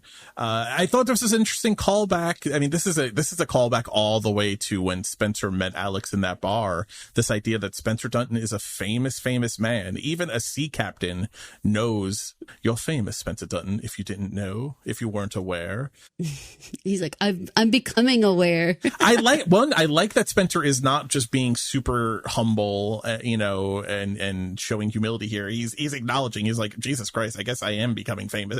I'm becoming aware that I am in fact famous. But it was a nice callback though, because it's not something we've heard talked about now in 6 episodes, right? But here we are. And even the sea captain of the land bridge knows who Spencer Dutton is. You didn't need to tell me. I knew who you were. You think it's the eyes that give him away? You think it's the dreamy hunter with the eyes? They are sassy. He is also the dirtiest man around. He stank like funk for sure. Yeah. Yes, I think he does. He watched a lot of Indiana Jones movies with Harrison Ford when he was getting ready for this role. He was like, I want to smell like Indy. I think there's a lot of leather smell. Yeah. Like really, I want to take a step back and talk about Alex and Spencer because they have been such a major thrust of this show. I feel like the show has devoted a lot of time developing these characters. This is the penultimate episode of the season. Only one more hour of television left after this. This was a 52-minute or 54-minute, I'm blanking. It's one of those 2-minute episode. We don't see Spencer and Alex until 7 minutes. It was 7 minutes left in the episode when they first appear. The episode closes out with them and we don't go away from them, but only 7 minutes of them after how much time we have spent with them. A lot of that time was taken up by Tiona and Hank and Runs His Horse and Pete Plentycloud and their story. I think they definitely ate into the Spencer and Alex minutes, but structurally, because we were talking about the structure of this episode, it struck me very oddly when they first appeared. I looked at the clock. I was like, this is the first time we're seeing them and there's only 7 minutes left. I kind of thought we weren't going to see them at all. I was like, okay, I guess we just left them on the boat. Like, I guess we're not going to see them this episode, which felt completely weird. But you're right. 7 minutes seemed like that's not enough. Here's my thing. If they hadn't shown them at all this episode, I would have been okay with that if it meant in the finale they were either in Montana or very close to getting there. Because then we could have said the episode that they took off and didn't show them at all, that was all them doing a lot of transportating. I just made that word up. A lot of moving across the globe to get home. But now they did show us in the very end of this episode, and they're not very close to getting home. Italy is even in modern standards, Italy is a very long plane ride from New York. It is even longer by boat. They're not terribly close to getting home. So by showing us them, I think they're pretty much putting a nail in the coffin that they are not getting back to the ranch before the end of the season. Not unless there is a massive time jump in the finale. That's what my TV watching skills were telling me. Okay. I want to play this clip only because they're definitely not getting, I don't want to say definitely because if I'm wrong, I'll look silly, but it feels like they're not going to get back to the ranch this season. This clip seemed like it took on more significance than maybe it was meant to, but now it's all I can think about. Let's take a listen. This is the first mate as they're getting off of their little skiff. Mussolini's not a fan of folks carrying guns. Different rules in Sicily, but if you go inland, you'll need to hide that thing. Mafia won't like it too much either, though. What's the Mafia? Stay here long. You'll find out, mate. Motherfuckers, you're introducing Mussolini and the Mafia into this show? What are you doing to me? What are you doing? Your Italian heart is bursting. Well, one, it's crazy that we're in a world where Mussolini is in charge. Like, let's talk about where we are in the world events. Mussolini comes to power in the March on Rome in October of 1922. So Mussolini is now the prime minister of Italy. Italy is still a kingdom now. The last king, Victor Emmanuel III, is on the throne. He'll be on the throne longer than Mussolini will be in power. But Mussolini comes to power in October of 1922, and he remains the prime minister essentially a dictator, the fascist dictator, because the king is pretty powerless. It's a figurehead position once Mussolini comes to power, but he's in charge of Italy. He runs Italy until 1943 when he's forced out of office in the middle of World War II. Mussolini's in power. This major character of the 20th century is in power. That's where we are. Talk about real world things. We get so caught up in this little part of Montana where nothing super historical happens. Spencer and Alex are very much in the thick of real world events. Fascism is happening. Hitler tried and failed a coup with his political party in Germany this year. Like, real world events are starting to take shape in 1923 that are going to affect literally the next 20 years of world global history. It's all starting now. It's all percolating now. We're in the primordial ooze of 20th century world events are happening now. And they've literally now ended up on an island where major things happen, to say nothing of the mafia. Are we going to have to deal with the fucking mafia and Mussolini before these two get out of Italy? I cannot believe we would get into that. I think we're just world building. I don't think we're actually going to get into that. But where did these two end up in the finale episode? I gotta think we are only going to get as far as maybe London, maybe London. But I don't even think so. That feels right to me. But maybe not with Mussolini and mafia talk. No, I have to see mafia because that's how they said it in the show and it's making me laugh. But I mean, so he says, I booked passage for Thursday. Now, we don't know what day of the week it is, but assume it's as far away as possible. So you got the fucking mafia now. They're not going to make it. They eat as many rice bowls as you can because you're probably going to get kidnapped or some shit before the boat leaves on Thursday. Kidnapping, you think? Well, you got this motherfucker showing up. Alexandra? I mean, that's going to put some kinks in the plans where she's sitting on his lap, sucking his face, and the fiance shows up. That feels like that's going to throw some wrench into the Thursday disembarkation plans. Do you know how much I was staring at them kissing because of how you commented that they kiss like so well in our last episode? So this time when they were kissing, I was like really like put my eyeball against the screen. Like, they were going at it. How exactly do they kiss? For a cafe crowded with people, mostly high-end vacationers. You know what? Alex and Elizabeth read from the same book. First things first, crawl on your man's lap. I don't think you disagree with that method too much. Nah, I'm for it.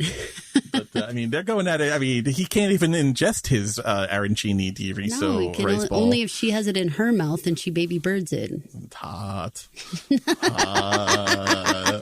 All right, we got to talk about the fiance showing up and what that means. But let's play the last significant clip of the episode. This is what I'm calling the pesky demons clip. It's the first time I've been in a restaurant with somebody since I left Montana. Pesky, these demons of yours.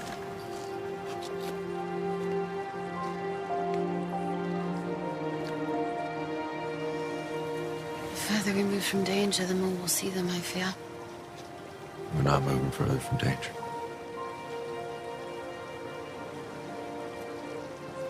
Eat. I demand it. What is it? Rice. Don't look like rice. It's rice rolled in flour and fried. How do you know the food here? I'm British. All we do is travel the world and become experts in the places we visit. That don't make sense. And like I said, I'm British. So your culture is based on pretending to be experts in things that you know nothing about. No, baby. It's the French.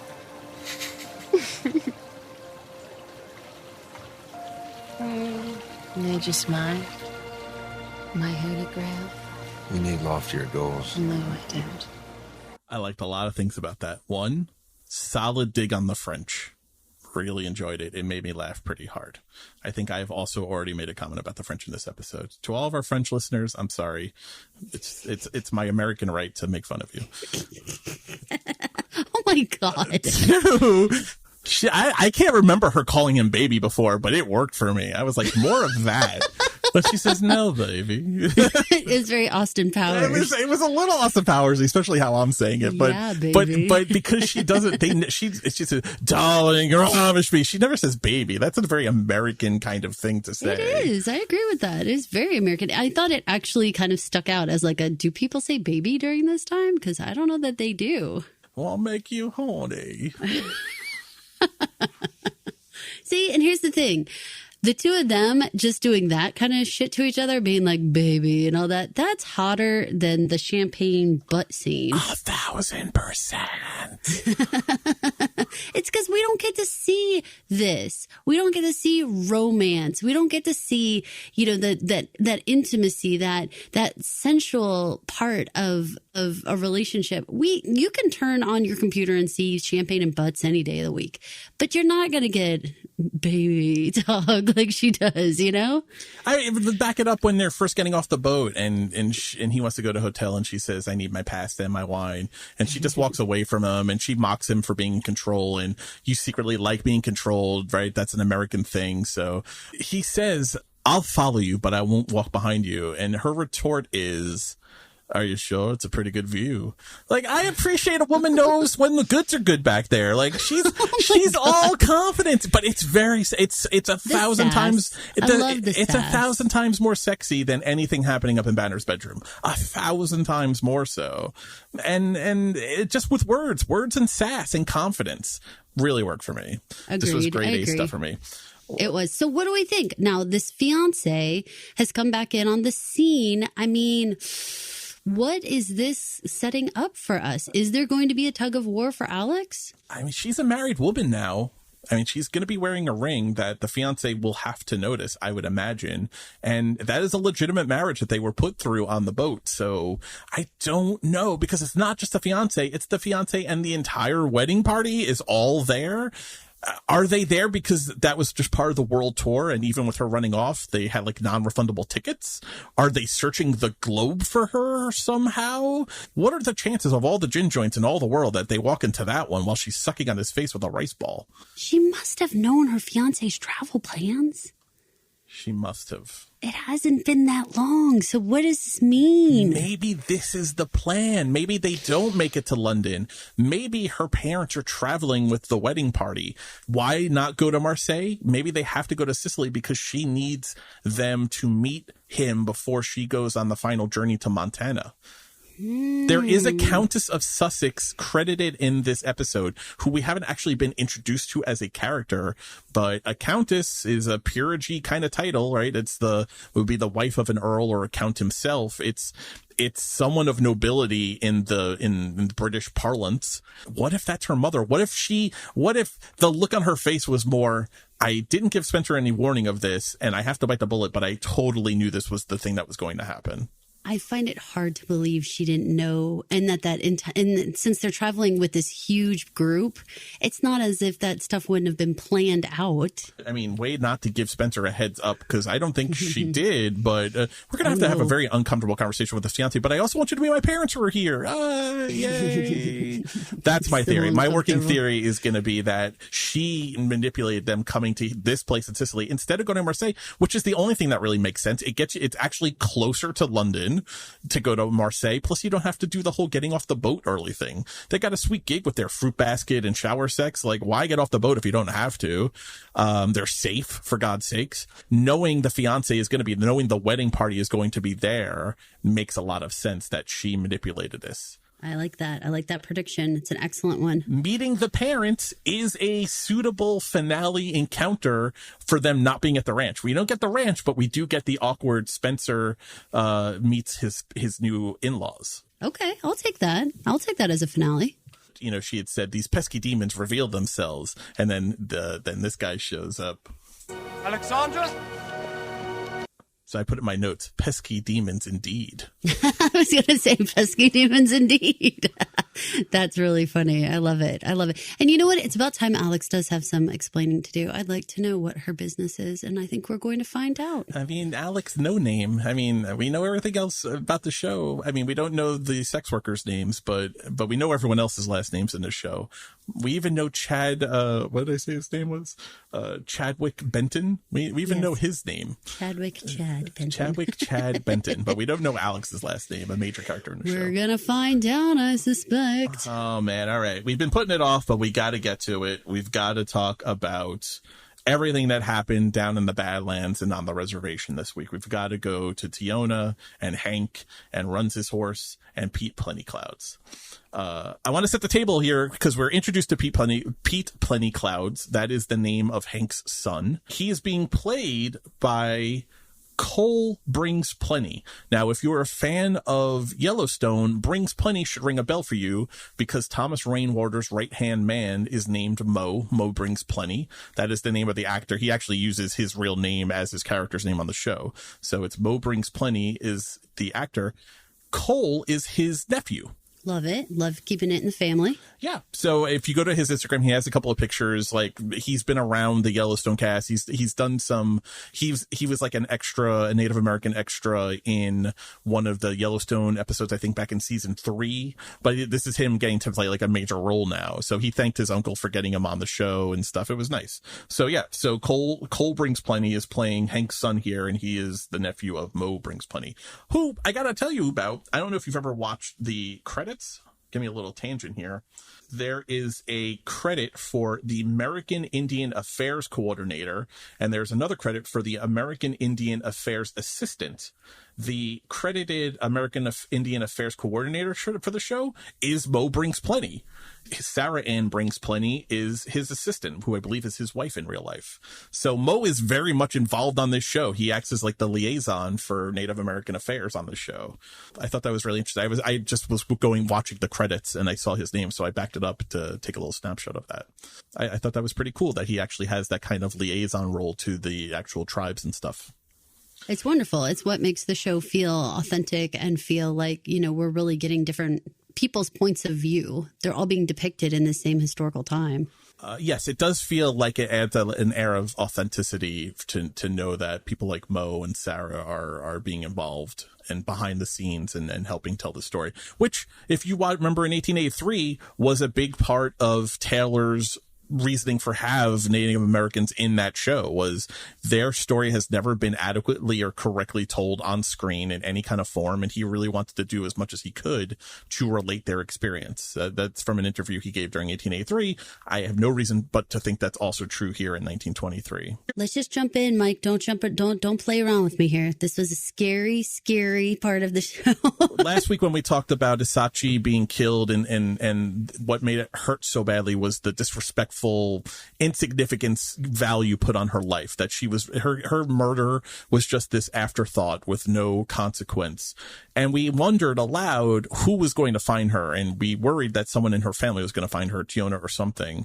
Well, it turns out Runs His Horse is the one who finds her. Runs His Horse being played by Michael Spears. We've met him briefly already. He's the one that Zane gives the sheep to early on in the show, but this is the first time we really are getting to know him. What's your first take on Runs His Horse in this scene and dealing with the fallout of finding his mother just inexplicably dead on the floor and having to bury her? That whole scene, I thought it was very powerful. I'm curious what your take on it was. I thought it was extremely powerful. I felt every emotion that he was going through. I mean, when he was going through the house and the way that he was, he's so tall and grand of man that when he would like stoop over to be like looking at all of the tracks in the ground and trying to look through the rooms and everything, there was something that was just so methodical and yet like his heart was breaking. This was his mother, I assume. The care that he took in burying her, the way that he made sure everything was like meticulously done for her. And then like I appreciated that he kept his cool in terms of being able to be so smart and methodical and looking for clues and trying to figure things out. So many other people could have walked into that and been like, went into a rage, like smashed things or did things or burned things or did whatever. And he was just matter of fact, like, this is what I found. This is what I'm going to do. This is my next step. I'm going to take care of my mother properly. All those steps. It felt so real, and the way that you would hope that somebody would handle the situation. Like I actually trust him very much. I felt instantly calm when I saw him, and I felt safe. I felt like, okay, he is going to be the key to getting this mess cleaned up for Tiona. And, it really, it felt so good to see him because he really did feel like a hero, like was coming on the scene. Like, you know, finally we have somebody who is going to be able to save her. Fingers crossed, fingers crossed. He struck such a great balance of shock and grief and reverence when he's doing the burial, but at the same time he's having to deal with Pete Plentycloud and hearing that his daughter is in some kind of trouble and she has escaped the school, and that is an issue. But he's also got his dead mother collecting flies in the room. And oh my gosh, can I just comment on the makeup job on her face? She's credited in the episode, so goodness. I feel like they did have the actress there to some extent doing it. Or but it was awful. I mean, to find your parent like that, so gruesome, and really, I mean, really hit home how long she had been lying there too, which was our fear. I mean, again, it really just hammers home the little value placed on her life by the government, and just the way that he leads Pete Plentycloud to it. Like, he could have just told him, obviously it was the government, but who shoes their horses? He does the detective work, but then he has to share it again, automatically in this mentor tutelage role, right? Like you need to be aware of, this is what we're dealing with. Men who shoe their horses do this kind of thing to my mother and leave her here. Let's not beat around the bush about what's happening. You need to understand. So the grace under fire in being able to keep his cool and bury his mother properly and give that respect while dealing with that shock. It was a poignant scene with not a ton of dialogue, and the dialogue that is being done in their native language. They're actually speaking Crow in this scene. I thought that was interesting because they're supposed to be Crow Indians, so it's consistent. But I like when they're using like the authentic language. But let's move off of him for a second, because then we'll see him again in a few minutes, right? He goes back to his teepee. He arms himself. He knows that whatever is going to happen with Tiona, whatever is happening, especially in light of whatever happened to his mother and the shoot horses representing the government, weapons are going to need to be involved. He does that, but while he's doing that, Pete Plentycloud doesn't wait for him. Weren't you screaming at the scream? Wait, given what's happening here, wait for him to finish. Help him dig the hole. Like, I know he says, I'll be along, I'm not coming yet. But man, the second that they were separated, I was so worried about everyone. Yeah, I mean, because honestly, the dad just feels like the safety force field, and I wanted Hank's son to stay within the force field, because it felt like the second you get out of that, you know, you're in bad trouble. And I respected the fact that maybe he needed to do the burial alone. Maybe he needed to shed some tears, and maybe that wasn't something he wanted to do in front of anyone else. You know, he knows the younger boy is going to ride slower, likely, and you know, possibly make mistakes and stuff like that. So, you know, it was okay with me that he went ahead, but it was nerve-wracking, because I feel like anyone who's outside of the dad's arm's reach felt very vulnerable. You know, it's a private affair, and he's not family. Like, clearly he knows, I mean, he knows who he is, and he knows Hank, and he asks about the sheep. So he understands who this person is, but it's not family, and it's a private matter. But in hindsight, given what happens to Pete laying up against the rocks, I mean, I appreciate him taking a shot and doing the burning stick and stuff, but that is not an effectual plan to take on three guys. Like, I thought he was going to actually be a better fighter, to be honest with you. Like, or I thought he was going to have some kind of real weapon on him. Yeah, or like under the blanket, because how he had the blanket around him. Like, and the way he like throws it off, right? Yeah, I thought there was going to be a little more, like, this was a little more of a booby trap situation, where like maybe he actually planned to you know, meet them right here for a reason, but it did not play out that way. And can I just tell you, when that priest says that they were going to take him back to their school, I had like a guttural howl of like, no. Same. Like, I can't, because I was so scared. I was thinking, oh no, are we going to have a situation now where Hank is going to have to like trade for his son? You know, like if they have him and he has Tiona, well, it would make sense that Hank would have to betray her and give her over to get his son back. And I was like, oh no, please don't let that be the sitch. Boy, I did not expect to happen what did happen. Pete Plentycloud doesn't know that runs his horses on his way to save him. All he knows is that this priest is just being a sanctimonious prick. And even with all of that, he still has to call him on his hypocrisy. And I love that he did. It's the same. You see the common spirit that Tiona has in how she can only take the nuns and their bullshit for so long. You know who I was comparing it to? I was comparing it actually more to Jack, because they might actually be of similar age, like early 20s. And so when he is questioning, it actually ran really parallel to him questioning Jacob. Like, wait, isn't this what you do? They were kind of coming from the same place. Like they were the young, mouthy guy, who doesn't know how the world works, decides to say more maybe than he should have. Right. Let's play the clip because this drove me crazy. He starts it off. The priest is starting off about how he's been in all these missions, and that when people embrace their teachings, they flourish. But then he says "you people," and he says "you people" a couple of times, and that you rebel against God and you suffer for it, and your suffering is your reward for being heathens, essentially. And Pete listens to this, and he listens to it and listens to it, and finally he can't take anymore. Let's take a listen. You're a priest. I am. A holy man. Yes. But you've killed. In the name of God. Stolen. What have I stolen? The land you sit on. I have stolen nothing. If you hadn't stolen it, you wouldn't be here. You'd be somewhere else. I don't understand your pagan logic. God has all these laws. I know them. I study them. You're supposed to teach his laws, but you break them to teach them. So the laws mean nothing to you. Which means your God doesn't exist. You know it. Blasphemy! Godless heathen! I didn't want to keep going. One, the clip is getting long, but you got that when he kicks him and says blasphemy, he calls him a heathen. Like, dude, you're clearly confirming what he just said. Like, a real holy man would have a theological debate about it. Your answer is beating the shit out of it and starting to say the Our Father as you're preparing to kill him.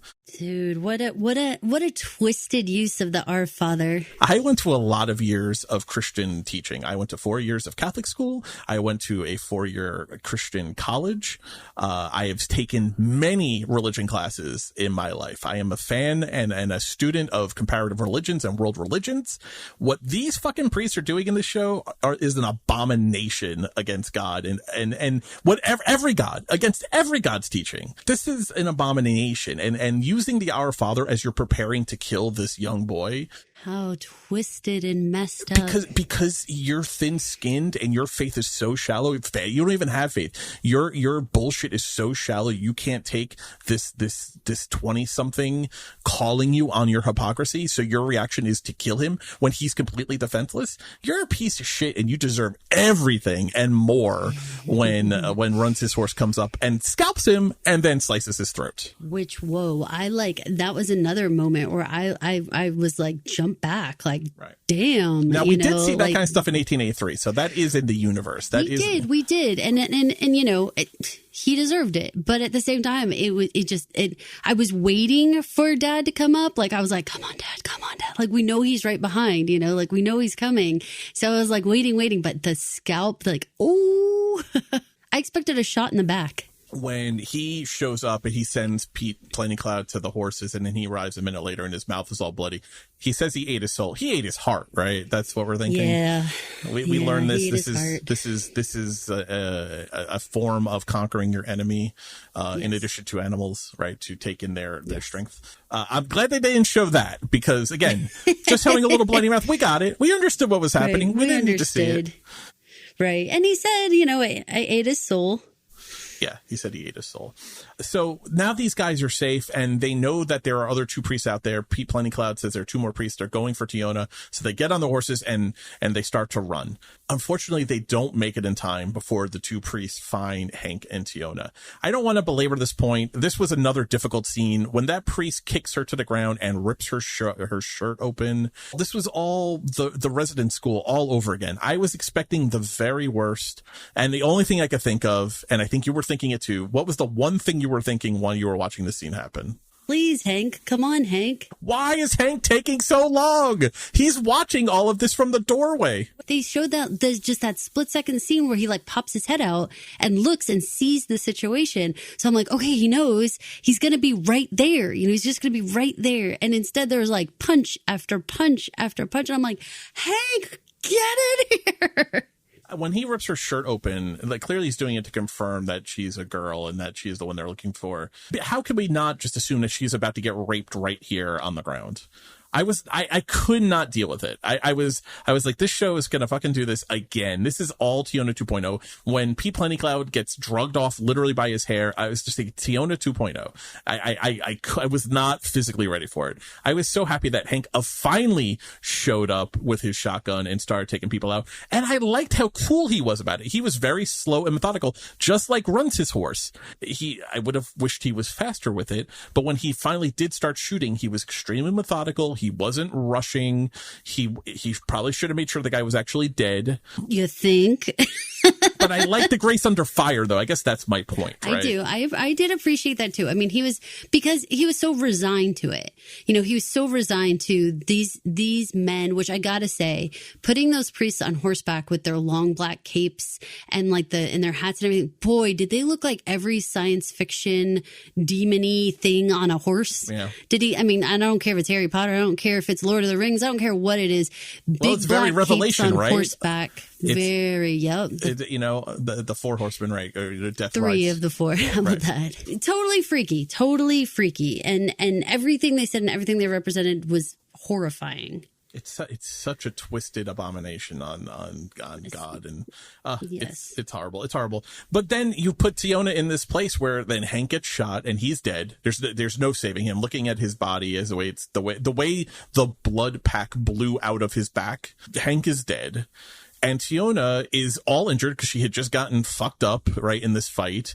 But she has to carry this rock off. And again, this is Kara and the Banner hitman from the opening scene, right? She's approaching with a gun and having to reload it. He takes the moment to try and pull his gun while she's fumbling with reloading the gun. Except for in this case, it works out. Tiona is able to get the rock and stumble over, and you see her struggling with the weight of this rock and all of the energy it's taking to lift it over her head and bash him in while he's trying to reload the gun with his one eye. It was a sick little parallel between the opening shot of the show and now the closing shot of this episode, of this penultimate episode. Man, can we please just have this be a closed door on those people chasing her down? Like, do you think they're going to have another, like, his father, what's his name? Renaud? Is he going to come into scene in the finale? Like, are we going to have to get to that? My guess is the next time we see the school, it is some band of Tiona, Pete Plentycloud runs his horse, and what other posse they can put together going to make war on that resident school. Oh man, that would be amazing. I would love that. That would be so great. I can't believe this goes unanswered. These are proud people who will take a lot and have taken a lot at the hands of the government and the hands of these religious fools. But I think there is a line to how much they will take, and war is being made upon them. I have to think they have to respond in some kind. Boy, would that be amazing. I really hope that happens. And I'm, at this point, I'm glad that the three that we knew were hunting them are dead. Now we're going to be left with Dad, Tiona, and Pete. I mean, Pete Plentycloud lost his dad, so now it's Tiona in this position of, Tiona was the one who didn't have her father and was relying on Hank. Now it's going to be Pete Plentycloud who doesn't have a father and has to rely on Tiona and runs his horse. So, yeah, I mean, I hope this is the door. I hope this is the closing of the door on Tiona and all of the good guys in this storyline being abused. I want them to take the fight now to their abusers. That's what I would like to see. I would like to see some war be made on these fools. I want to see Dad and Tiona reunite and make her feel safe for just 2 seconds on screen, make her feel safe. Tiona doesn't even know that she's the proximate cause of her grandmother being killed. Like, that's going to be another gut punch that she doesn't even know has happened and is coming to her. She doesn't even know that she lost a member of her family.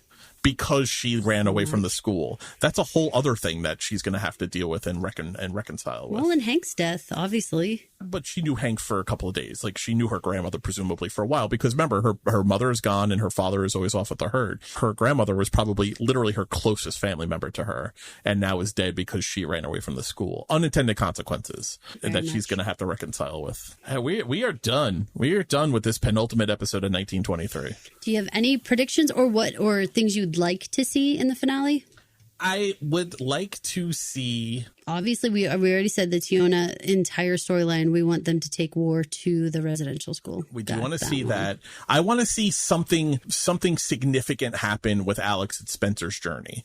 Either time jump us and make them very close to home. Even I don't need them to be home. I just need to know that when the episode ends, it feels like they're like just over the horizon, or something like the meeting of the parents, right? And learning a significant block of Alex's backstory. I need one or the other. It can't just be some more peril bullshit happens to these two. I need something non-perilous other than emotional peril maybe happening to these two. Like, tell us about Alex's backstory or move them further closer to Montana. It can't be the mafia and it can't be fucking Mussolini. It has to be Alex's family or closer to Montana. So, because what a surprise this has been that Spencer's not home yet. Like, we never would have guessed that we would make it to this point and Spencer's not home yet. But it does make sense if, in fact, they are committed to 16 episodes of the show. Oh, for sure. It makes sense. But me and you didn't see this coming. We didn't see us taking so long to get back. I think we thought that he'd be home by like episode 5. Episode 3 or 4, we were like expecting him to be home. Well, I figured 5 because it would be like the back end, right? The first 4 and then the final 4 is him home and then him making war. For sure. Absolutely. What about for Jacob and Kara? Is this just going to be like a huge like shocker when Banner's just like walking the street the next day? The plan always was, right, they set it out that Whitfield wasn't going to make a move on the ranch until the spring. Now that Jacob is alive, that has to change Whitfield's plans. But I don't know. I think they're still kind of in a holding pattern. I think Jacob and Kara for sure are going to try and be in a holding pattern until the springtime, because that's when they're planning on Spencer showing up over the horizon coming down the road, right? They're not going to be looking to do any fighting until he's home. So I think they're really going to try and stay in a holding pattern as best they can. I imagine there's going to be some political or Bozeman politicking between the sheriff and Banner and Clive and Whitfield and trying to keep him in prison. There's probably going to be some kind of trial, some Your Honor-esque, throne trial bullshit we're going to have to sit through. I think it's going to be a little spinning wheels. I think next week is going to be a lot of Tiona and her dad and Pete, and I think a lot of Alex and Spencer. I like that very much. I think that's a very good way to end this episode. This is Caroline. And this is Mike. Thank you for listening to the Yellowstone Podcast 1923 edition. If you wouldn't mind heading over to Apple Podcasts, Spotify Podcasts, or wherever you listen to podcasts and rate, review, and subscribe. And while you're there, if you could leave us a 5-star review, we would really appreciate it. It helps in promotion of the show. It helps other people find the show. It lets Spotify and Apple know that you like us and you want us to make more shows. I want to read a couple of the reviews that have come in the last few days. You guys have been leaving some wonderful comments for us, and they really warm our hearts when we see it. It really validates what we're doing here and the effort we put into it. So I'm going to read a couple. So this one is from Aunt Dolly. Best 1923 coverage, 5 stars. Mike and Caroline do a fabulous job. Great in-depth discussion about each episode. Love it. Keep up the good work. Hope you two will cover the announced sequel 1944. Caroline and I will be covering whatever prequel shows continue to be produced. I think we could say that we're pretty much locked into the prequel duties. This one is from Pina Colada. The best! 5 stars.